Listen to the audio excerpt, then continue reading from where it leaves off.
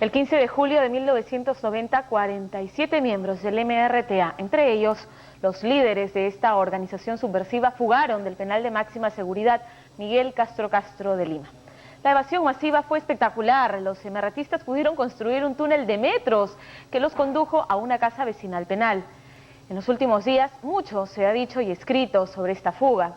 Luis Felipe Gamarra investigó el tema y esto es lo que encontró. Buenas.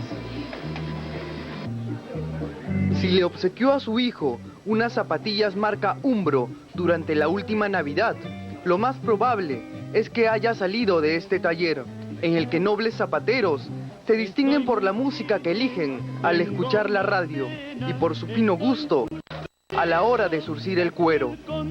Una zapatería que comparte la vecindad con orfebres del hueso y el marfil, con cultores de la cerámica, la paleta y el tejido.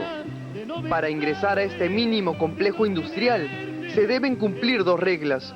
Número 1, no se permiten mujeres. Y número 2, se entra, pero no se sale. El pacto al que han llegado estos orfebres se llama condena y la microempresa que llevan adelante se llama Miguel Castro Castro, en el que 703 subversivos cumplen condena. Debajo de su moderna antigüedad se construyó el episodio más vergonzoso de la historia penitenciaria, una vergüenza de 332 metros de longitud y 24 minutos a paso lento, la fuga de 48 MRTistas del penal más seguro del país. Se escuchaban ruidos, entonces si hay ruidos, entonces vamos a ver por dónde. Hemos comenzado a hacer unos peinados por todo alrededor del penal, todos los lugares posibles donde podían haber excavaciones, pero nunca se encontró nada. Es que nunca se sospechó que hubiera una situación como esa. Se pensaba así que podían fugar o por la puerta, ¿no? O atacando a un vigilante del Torreón, o haciendo un túnel, pero excavando pues del interior del penal, pero nunca de esa forma, ¿no? Y es un túnel pues que si uno lo ve, como lo he visto yo en ese momento, pues es una maravilla, ¿no? de construcción para el momento, ¿no? Era el 4 de julio de 1990. Víctor Polay Campos rendía su instructiva ante la Sala Superior del Palacio de Justicia. Su condena, prevista entre los 18 y 25 años, por el cargo de integrar y dirigir una banda terrorista. Ninguno de los 6 altos miembros de la justicia se imaginó que la arrogancia de los gestos empezaba aquí, su última adquisición, una vivienda habitación, representación infeliz de nuestra pobreza, con la única particularidad de un extraño adorno de pared y un sótano con más de 300 metros de profundidad. Durante el verano de 1989, se mudó a uno de los lotes ubicados a las afueras del penal, Castro Castro, una joven pareja de enamorados. Eran amigables y se hicieron pronto de amigos. Por eso, a nadie le extrañó que 25 personas los visitaran diariamente a su casa en horarios distintos. Los amigos de esta inofensiva pareja eran nada menos que el pelotón urbano de Fuerzas Especiales, comandante Panduro Rengifo, cuya misión era construir el túnel por el que sus 48 camaradas escaparon. Preocupados en su negocio de venta ilegal de electricidad y el de una cantera de arena, la Policía de Seguridad del Penal nunca notó la presencia de estos 25 sujetos. Su labor duró aproximadamente un año y fue un éxito sin precedente. Caretas en esa edición hizo una cronología minuto a minuto larguísima, ¿no? Y muy meticulosa de cómo fue esta fuga absolutamente espectacular y que terminó de demoler el prestigio del gobierno aprista, ¿no?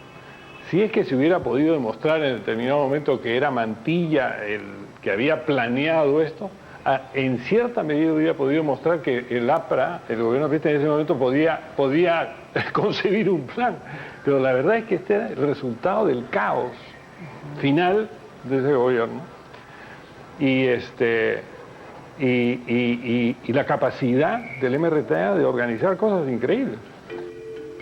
La revista Caretas informó detalladamente los pasos que tomó Polay desde su celda en el Venusterio al exterior del penal. Polay pasa de pabellón en pabellón esa madrugada, después de un plan realmente extraordinario, con mapas, con instrucciones por escrito, con una serie de detalles que él deja en su celda como un elemento de exhibicionismo, ¿no? Pero el tipo pasa y está todo planeado para que suceda durante la final del Mundial.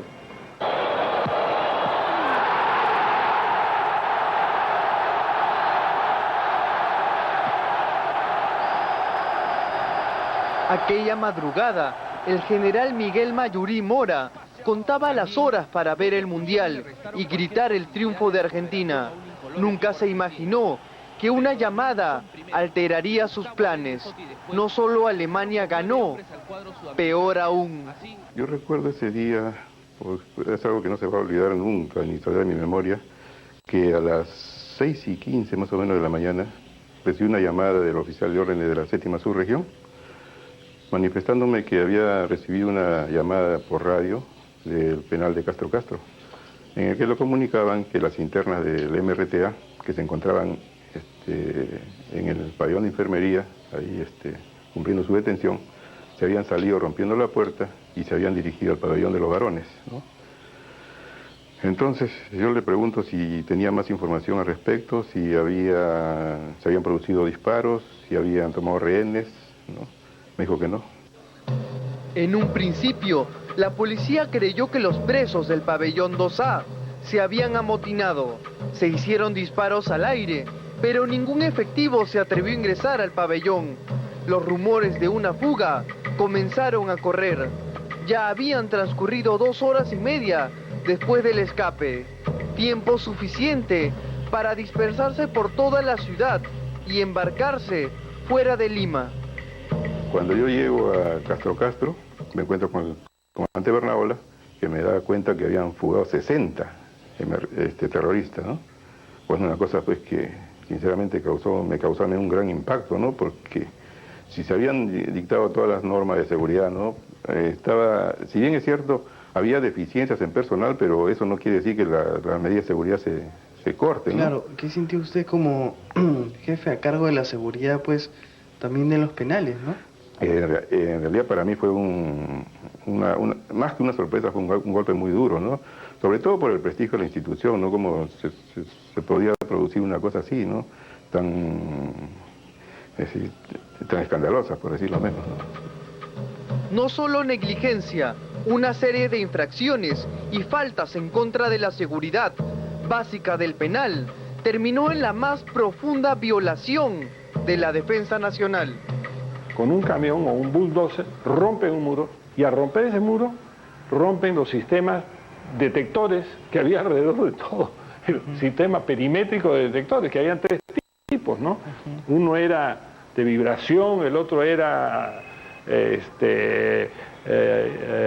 hidráulico, en fin, había una serie de sistemas de detección electrónica además. Era el más seguro, pues, hasta ese momento, ¿no? Es decir, pero todo eso no funcionaba. Nosotros dijimos, este es un Cadillac, pero le falta pues el motor, ¿no?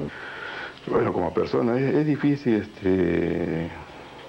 poder explicar, ¿no?, el sentimiento que uno tiene a veces de frustración, ¿no? Porque haber hecho prácticamente, o haber pretendido hacer todo bien, ¿no? Y que por una acción irresponsable, vamos a decir así, ¿no?, todo se venga abajo, ¿no? Y sobre todo que a uno lo peor de todo es que teniendo uno su conciencia tranquila, limpia, ¿no? Porque ha hecho todo lo posible, lo humanamente posible para que eso no suceda, ni ahí ni en ninguna otra parte, haya ocurrido, ¿no? Llegó a general en solo 22 años, pero la negligencia de sus superiores bastó para destruir su carrera en pocas horas. Se le abrió instrucción, pero no se le halló responsabilidad. 4 años más tarde, fue invitado al retiro. El culpable, un túnel cavado a 15 metros de la superficie, con una longitud de 332 metros, un teodolito oculto tras un falso ladrillo, un completo sistema de ventilación, luz eléctrica, robada del mismo penal, una biblioteca, hasta un periódico mural. Quienes lo construyeron dejaron por escrito un diario con los detalles de la construcción. En total, 950 toneladas de piedra y arena. La fuga más espectacular que presentó con honores al camarada Rolando frente a la sociedad de subversivos del mundo entero. La pregunta que debemos hacernos 13 años más tarde es, ¿podría volver a ocurrir? Esta zanja, que es una zanja que va de extremo a extremo del frente del penal, de cerro a cerro, tratando de descubrir, primero a través de un trabajo de georradar, un trabajo de ondas eléctricas a lo largo de todo el frontis del penal, para ver si había o no otros túneles. Se ratificó con este trabajo de la zanja de que efectivamente no había más que el túnel existente de la fuga de Polay. ¿Es posible que vuelva a ocurrir otra fuga similar? No es posible por este sector, y en realidad no es posible por ningún sector, porque la zona posterior es toda zona de cerros rocosos. Entonces nos hemos preocupado para que todo el frontis, donde había la posibilidad de un futuro túnel, no suceda, porque ya la base está enrocada y la parte exterior está a la vista. Entonces ya es prácticamente imposible.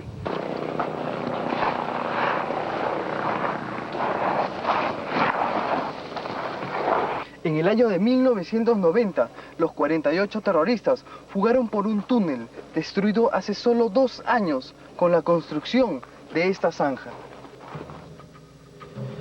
26.000 metros cúbicos, cavado a una profundidad similar y con más de 500 metros de longitud. Esta zanja bordea el penal, un encofrado de piedra y cemento a 4 metros más de profundidad. Elimina la posibilidad de cualquier otro intento de fuga vía subterránea. La casa fue destruida tras la fuga, el túnel 11 años más tarde.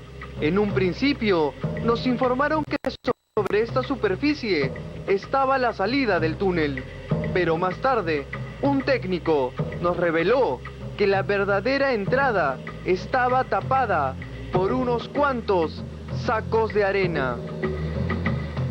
Este fue el punto de partida del túnel. 332 metros más allá está el penal de Castro Castro, por el que los 48 emergentistas escaparon. Si uno excava debajo de este hueco, encontrará los fierros por donde los emergentistas treparon para salir. Pero hoy, no solo la zanja protege la credibilidad del penal. 40 cámaras de video, controladas desde la dirección, monitorean las 24 horas el movimiento de los 1.205 internos. Bueno, el miércoles he conversado con él en razón de mis visitas y también le pregunté, pues, porque es una preocupación nacional y de la defensa, porque muchos periodistas están tratando de saber la verdad de toda esta situación. Las palabras textuales de él fueron de que esto es una farsa, de lo que muchos medios periodísticos han publicitado, que no se ajusta a la verdad, que él desconoce, no ha tenido ni amistad con el general Jares Gago, y por otra parte, pues, el señor Castrillón no trabajaba en esos años en el Instituto Nacional Penitenciario. El cliente del doctor Carranza desmiente cualquier envidia creativa con respecto a la fuga. Una comisión investigadora de la Cámara de Diputados, presidida por el entonces diputado Ernesto Gamarra, llegó a determinar responsabilidad sobre el general Raúl Jares Gago, director superior de la entonces Policía de Seguridad, quien 3 meses antes de la fuga malversó la suma de 1.500 soles destinados a la seguridad del penal, hecho que nunca ocurrió. Jares Gago fue encontrado culpable. Los cargos contra el deber y dignidad de la función, negligencia, fraude contra la fe pública y contra la administración de justicia. Jares Gago cumplió condena en el mismo penal que meses antes descuidó. Del túnel, según supe también de que se había recibido 1 millón de soles para la seguridad de los penales, y ese 1 millón de soles fue invertido en hacer el túnel, ¿no? Eso lo escuchó como rumor, eso hay que preguntarle a Bernal sabe esas cosas, ¿no? Bernal sabe esas cosas, pueden comunicarse con Bernal. Especulaciones, chismes y rumores, como la del mayor Cerejino, solo le restan credibilidad a las acusaciones tan sólidas en contra del exministro Agustín Mantilla, quien enfrenta procesos por haber recibido dinero de Vladimiro Montesinos, 2 cuentas bancarias por $2,5 millones, la masacre de los penales y la disposición del comando paramilitar Rodrigo Franco. Yo creo que lo fundamental en este momento pues esta insistencia, ¿no? dentro de la coyuntura política, ¿no? de culpar, de decir que Mantilla planeó esa fuga. Ya, Mantilla no estaba en capacidad de planear nada, es decir, se le paseaba el alma. Es decir, esto demostró que al gobierno mismo, ¿no es cierto? El gobierno mismo no tenía control de una serie de situaciones urgentísimas e inmediatas. Después de la fuga, nadie se imaginó que 7 años más tarde, la misma táctica, la misma estrategia, salvo 132 metros menos, sirvió para ponerle fin a un grupo subversivo que creyó que solo el secuestro, el asesinato y la tortura salvarían al Perú.